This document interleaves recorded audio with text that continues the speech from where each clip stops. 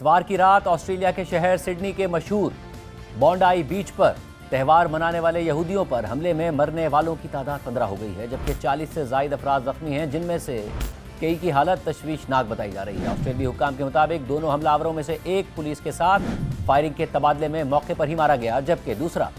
شدید زخمی حالت میں آسٹریلوی اداروں کی تحویل میں ہے۔ اس واقعے کے بعد ایک طرف آسٹریلوی حکومت پر اینٹی سیمیٹزم یعنی یہود دشمنی کے خلاف سخت اقدامات کرنے کا دباؤ بڑھ گیا ہے، تو دوسری جانب حملے میں مسلمانوں اور مہاجر پس منظر رکھنے والے افراد کے ملوث ہونے کی وجہ سے سوشل میڈیا اور بعض حلقوں میں مسلم مخالف مہم بھی تیز ہو گئی ہے۔ تاہم آسٹریلوی حکام اب تک اس معاملے میں انتہائی محتاط رویہ اپنائے ہوئے ہیں اور کسی بھی کمیونٹی کو اجتماعی طور پر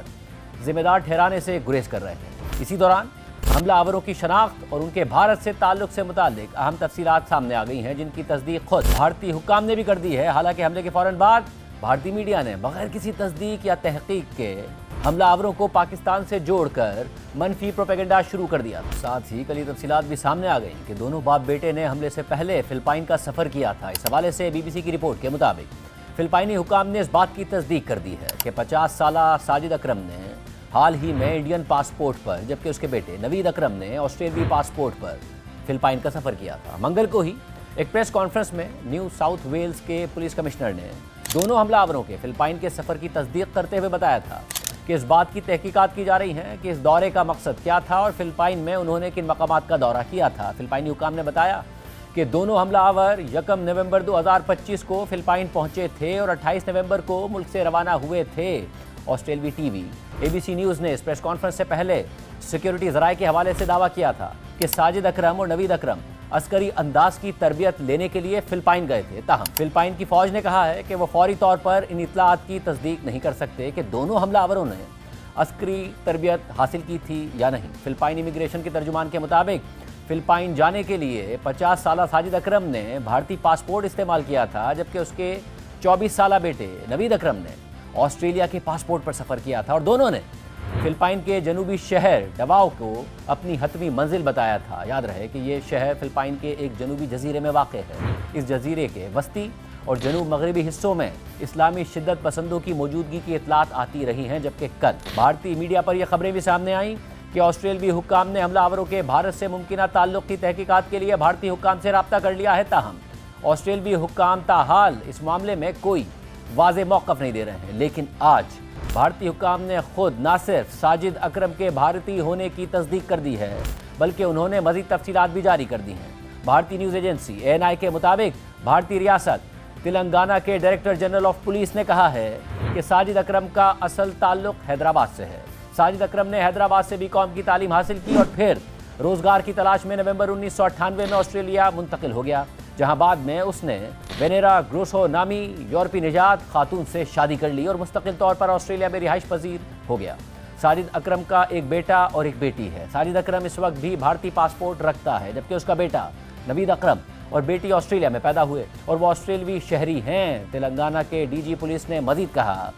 کہ ساجد اکرم اپنے والد کے انتقال کے وقت بھی بھارت نہیں آیا اور اس کے خاندان کے افراد نے کہا کہ انہیں ساجد اکرم یا ان کے بیٹے کے شدت پسند خیالات یا سرگرمیوں کا کوئی علم نہیں تھا اور نہ ہی انہیں یہ معلوم ہے کہ وہ کس طرح شدت پسندی کی طرف گئے۔ تلنگانہ پولیس مرکزی ایجنسیوں اور دیگر اداروں کے ساتھ ضرورت پڑنے پر مکمل تعاون جاری رکھے گی اور عوام اور میڈیا سے اپیل کرتی ہے کہ تصدیق شدہ حقائق کے بغیر قیاس آرائی یا الزام تراشی سے گریز کریں۔ اب بھارتی حکام نے خود اس بات کی تصدیق کر دی ہے کہ آسٹریلیا میں ہونے والے حملے میں ملوث ساجد اکرم کا تعلق بھارت سے ہے اور اب بھارتی میڈیا بھی یہی خبر نشر کر رہا ہے۔ تاہم حملے کے فوراً بعد اسی بھارتی میڈیا نے بغیر کسی تصدیق کے حملہ آوروں کا تعلق پاکستان سے جوڑ دیا تھا اور پاکستان کے خلاف منفی پروپیگنڈا شروع کر دیا تھا۔ سینئر بھارتی صحافی اور تجزیہ کار راجدیپ سردیسائی نے اس حوالے سے ایکس پر پوسٹ کرتے ہوئے لکھا کہ تلنگانہ کے DG پولیس نے اس بات کی تصدیق کر دی ہے کہ بونڈائی بیچ حملے میں شامل افراد میں سے ایک ساجد اکرم بھارتی نژاد تھا اور اس کا تعلق حیدرآباد سے تھا۔ وہ 1998 میں آسٹریلیا منتقل ہوا تھا اور اس وقت بھی بھارتی پاسپورٹ رکھتا ہے، اور جیسا کہ گزشتہ روز بڑے پیمانے پر بتایا جا رہا تھا کہ وہ پاکستانی تھا، یہ بات درست نہیں ہے۔ راجدیپ سردیسائی نے مزید لکھا کہ یہ بات بھی یاد رکھنی چاہیے کہ سڈنی میں ہونے والے اس ہولناک حملے کا کسی کے آبائی ملک سے کوئی تعلق نہیں ہے، بلکہ یہ صرف داعش کی دہشت گردی کے عالمی نیٹ ورک اور اثر و رسوخ کو ظاہر کرتا ہے۔ اس کے علاوہ حملے کے حوالے سے اہم تفصیلات بھی سامنے آ رہی ہیں۔ حملہ آور نوید اکرم نے حملے سے پہلے اپنی والدہ سے کیا بات کی تھی، इस हवाले से रॉयटर्स की रिपोर्ट के मुताबिक अब तक ऑस्ट्रेलियाई पुलिस ने दोनों मुश्तबा अफराद के नाम जाहिर नहीं किए हैं, जिनमें से एक पुलिस के साथ फायरिंग के तबादले में मारा गया जबकि दूसरा शदीद जख्मी हुआ। ताहम ऑस्ट्रेलिया के सरकारी मीडिया इदारे ABC समेत दीगर इदारों ने हमलावरों की शनाख्त साजिद अकरम और उसके बेटे नवीद के तौर पर की है। ऑस्ट्रेलियाई पुलिस के मुताबिक इन दोनों ने 6 फायर आर्म और कई देसी साख्ता बॉम्ब जमा कर रखे थे। पुलिस ने यह भी बताया कि साजिद अकरम रजिस्टर्ड असलहे का मालिक था और वो एक गन क्लब का मेंबर भी था। ABC के मुताबिक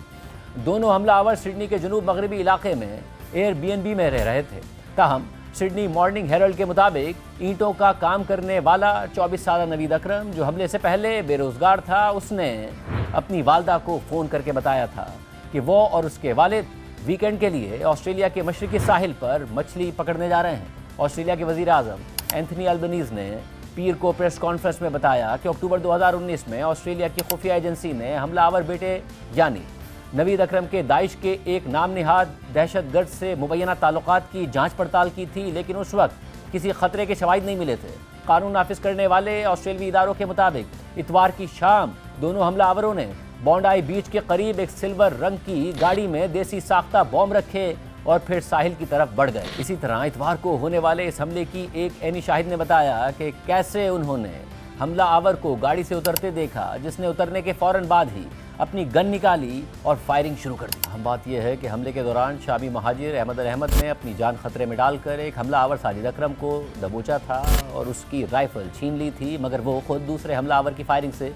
शदीद जख्मी हो गए थे और इस वक्त सिडनी के एक अस्पताल में ज़ेरे इलाज हैं। अहमद अल-अहमद की जानिब से अपनी जान दाव पर लगाकर कई अफराद की जानें बचाने के अमल को दुनिया भर में सराहा जा रहा है और ऑस्ट्रेलिया में उन्हें हीरो का दर्जा दिया जा रहा है। ऑस्ट्रेलिया के वज़ीर आज़म एंथनी अल्बनीज़ ने अस्पताल में ज़ख्मी अहमद अल-अहमद से मुलाकात की और उनका शुक्रिया अदा किया। एंथनी अल्बनीज़ ने अहमद अल-अहमद से मुलाकात के बाद मीडिया से गुफ्तगू करते हुए बताया कि हमला आवर दाइश से मुतासिर लगते थे और उनकी गाड़ी से दाइश का झंडा भी बरामद हुआ है।